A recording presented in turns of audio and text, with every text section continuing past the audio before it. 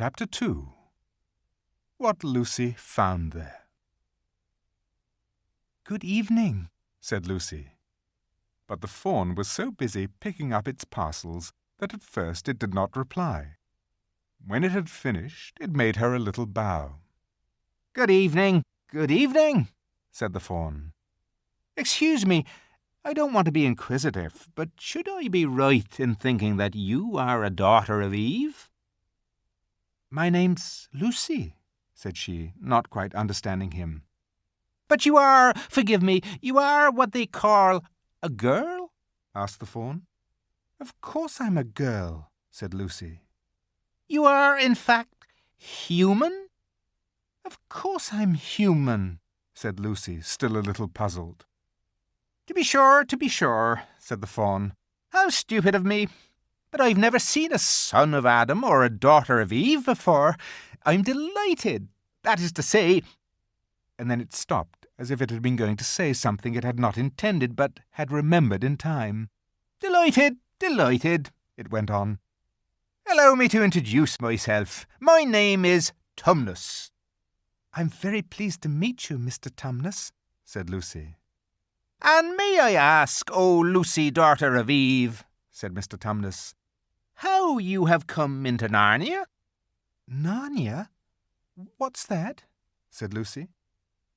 "This is the land of Narnia," said the fawn, "where we are now.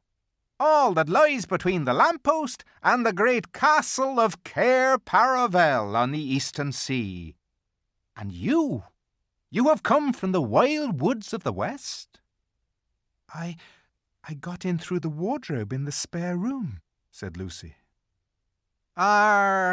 Said Mr. Tumnus in a rather melancholy voice. "If only I had worked harder at geography when I was a little fawn, I should no doubt know all about those strange countries. It is too late now." "But they aren't countries at all," said Lucy, almost laughing. "It's only just back there. At least, I'm not sure. It is summer there." "Meanwhile," said Mr. Tumnus, "it is winter in Narnia, and has been for ever so long, and we shall both catch cold if we stand here talking in the snow. Daughter of Eve from the far land of Spare where eternal summer reigns round the bright city of Wardrobe, how would it be if you came and had tea with me?" "Thank you very much, Mr. Tumnus," said Lucy.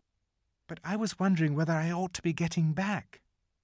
"It's only just round the corner," said the fawn.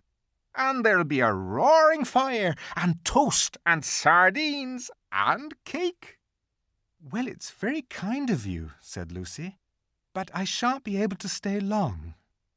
"If you will take my arm, daughter of Eve," said Mr. Tumnus, "I shall be able to hold the umbrella over both of us. That's the way. Now, off we go."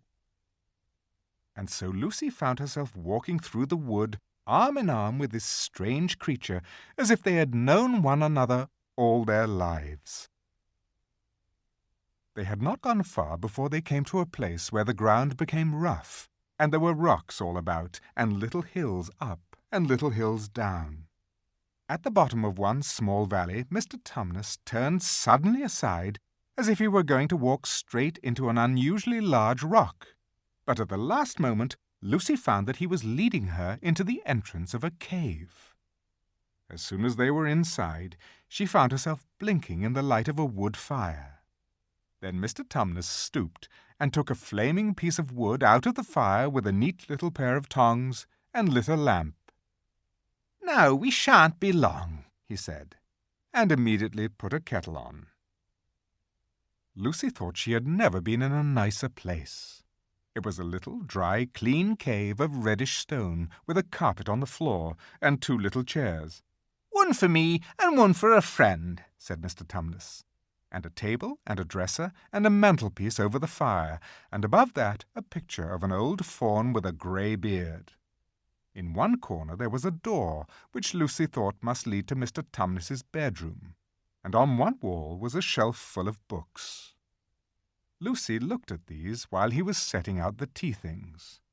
They had titles like The Life and Letters of Silenus, or Nymphs and Their Ways, or Men, Monks and Gamekeepers, a Study in Popular Legend, or Is Man a Myth? "Now, daughter of Eve," said the fawn. And really it was a wonderful tea. There was a nice brown egg, lightly boiled, for each of them, and then sardines on toast, and then buttered toast, and then toast with honey, and then a sugar-topped cake. And when Lucy was tired of eating, the fawn began to talk. He had wonderful tales to tell of life in the forest. He told about the midnight dances, and how the nymphs, who lived in the wells, and the dryads, who lived in the trees, came out to dance with the fawns. About long hunting parties after the milk-white stag, who could give you wishes if you caught him. About feasting and treasure-seeking with the wild red dwarfs in deep mines and caverns far beneath the forest floor. And then about summer, when the woods were green, and old Silenus on his fat donkey would come to visit them, and sometimes Bacchus himself. And then the streams would run with wine instead of water, and the whole forest would give itself up to jollification for weeks on end. "Not that it isn't always winter now," he added gloomily. Then, to cheer himself up, he took out from its case on the dresser a strange little flute that looked as if it were made of straw, and began to play. And the tune he played made Lucy want to cry and laugh and dance and go to sleep all at the same time. It must have been hours later when she shook herself and said, "Oh, Mr. Tumnus, I'm so sorry to stop you, and I do love that tune. But really, I must go home. I only meant to stay for a few minutes." "It's no good now, you know," said the fawn, laying down its flute and shaking its head at her very sorrowfully.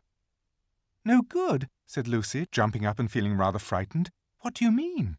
I've got to go home at once. The others will be wondering what has happened to me." But a moment later she asked, "Mr. Tumnus, whatever is the matter?" For the fawn's brown eyes had filled with tears, and then the tears began trickling down its cheeks, and soon they were running off the end of its nose. And at last it covered its face with its hands and began to howl. "Mr. Tumnus, Mr. Tumnus," said Lucy in great distress. Don't. What is the matter? Aren't you well? Dear Mr. Tumnus, do tell me what is wrong." But the fawn continued sobbing as if its heart would break. And even when Lucy went over and put her arms round him and lent him her handkerchief, he did not stop. He merely took the handkerchief and kept on using it, wringing it out with both hands whenever it got too wet to be any more use, so that presently Lucy was standing in a damp patch. "Mr. Tumnus," bawled Lucy in his ear, shaking him, "do stop! Stop it at once! You ought to be ashamed of yourself, a great big fawn like you. What on earth are you crying about?" Oh, sobbed Mr. Tumnus. "I'm crying because I'm such a bad fawn." "I don't think you're a bad fawn at all," said Lucy. "I think you're a very good fawn. You are the nicest fawn I've ever met." Oh, you wouldn't say that if you knew," replied Mr. Tumnus between his sobs. "No, I'm a bad fawn. I don't suppose there ever was a worse fawn since the beginning of the world." "But what have you done?" asked Lucy. "My old father now," said Mr. Tumnus. "That's his picture over the mantelpiece. He would never have done a thing like this." "A thing like what?" said Lucy. "Like what I've done," said the fawn. "Taken service under the White Witch. That's what I am. I'm in the pay of the White Witch." "The White Witch? Who is she?" "Why, it is she that has got all Narnia under her thumb. It is she that makes it always winter and never Christmas. Think of that." How awful, said Lucy. But what does she pay you for? That's the worst of it, said Mr. Tumnus with a deep groan. I'm a kidnapper for her, that's what I am. Look at me, daughter of Eve. Would you believe that I'm the sort of fawn to meet a poor, innocent child in the wood, one that had never done me any harm, and pretend to be friendly with it, and invite it home to my cave, all for the sake of lulling it asleep and then handing it over to the White Witch? No, said Lucy. I'm sure you wouldn't do anything of the sort. But I have, said the fawn. Well, said Lucy rather slowly, for she wanted to be truthful and yet not to be too hard on him. Well, that was pretty bad, but you're so sorry for it that I'm sure you will never do it again. Daughter of Eve, don't you understand? Said the fawn. It isn't something I have done.